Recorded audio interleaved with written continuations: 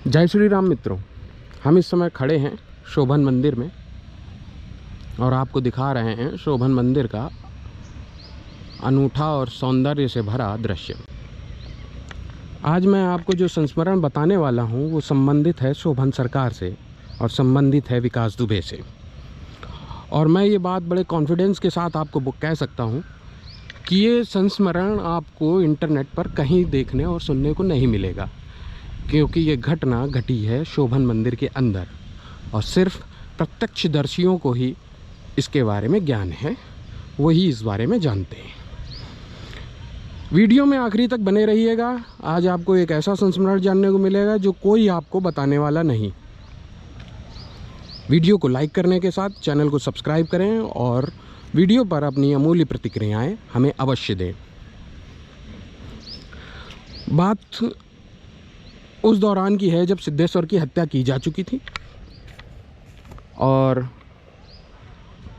विकास दुबे एक कुख्यात अपराधी बन चुका था। एक रात जब लल्लन वाजपेयी जो पुराने जानकार हैं वो ये जानते हैं कि लल्लन वाजपेयी और विकास दुबे में ठनाठनी बनी रहती थी।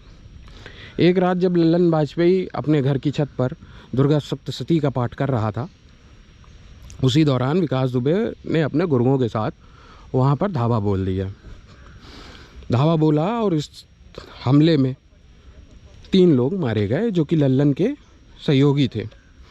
दुर्गा सप्तशती का पाठ पूरा ही हुआ था कि हमला हुआ था, इसलिए लल्लन बच गए क्योंकि वो अपनी छत से कूद के भाग गए।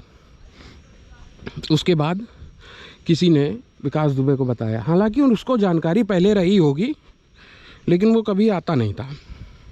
किसी ने सुझाव दिया होगा तो विकास दुबे सरकार के पास आ गया और अपनी बात बताई। जिस दौरान विकास दुबे सरकार के पास आया उस दिन मैं वहाँ मौजूद था और मैं अपने पिताजी के साथ दर्शन करने गया था। जैसे कि लोग दर्शन करने के बाद कुछ दूर हट के सरकार से खड़े हो जाते थे सरकार की बातों को सुनने के लिए और उनका अनुकरण करने के लिए, वही मैं भी कर रहा था। मैं भी दूर खड़े होकर सब सुन रहा था। इसी दौरान 3 गाड़ियों से लगभग 20-25 बदमाशों के साथ वहाँ विकास दुबे भी आ पहुँचा। लगभग 20 राइफलें रही होंगी और 4-5 बंदूकें रही होंगी। देखिए यहाँ पे मसाला पड़ा है और यहाँ निर्माण कार्य चल रहा है। तो जब विकास दुबे वहाँ आया सरकार से उसने अपनी सारी बातें कही और विकास दुबे के बदमाशों ने, सहयोगियों ने सरकार को घेर लिया। कुछ सरकार के शिष्य भी वहाँ पे मौजूद हो गए सरकार के आसपास सुरक्षा के दृष्टिकोणों से, क्योंकि बदमाश का कोई भरोसा नहीं होता। हालांकि सरकार इन सब चीज़ों से भयभीत नहीं होते थे।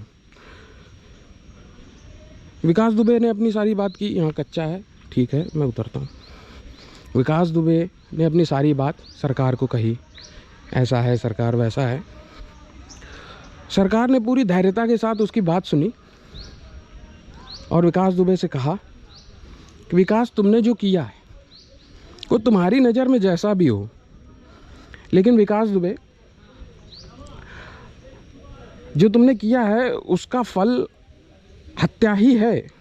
तुमने ब्राह्मण की हत्या की है और ब्रह्म हत्या का बदला हत्या ही है। विकास, तुम कितना भी पुण्य कर लो, तुम कितना भी अनुष्ठान करा लो, इस अभिशाप से बच नहीं पाओगे। जो तुमने ब्रह्म हत्या की है उसका फल तुम्हें भोगना ही होगा।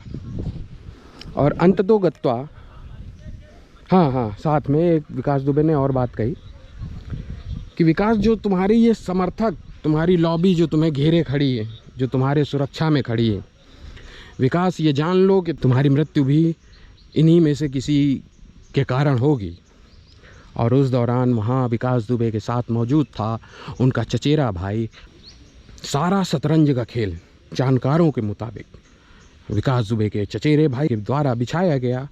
उसी ने एसपी को हुस्काया, उसी ने इंस्पेक्टर को हुस्काया और उसी ने उस बंदे को हुस्काया जो शिकायत लेकर पहुंचा था, जिसकी मोटरसाइकिल छिना ली गई थी।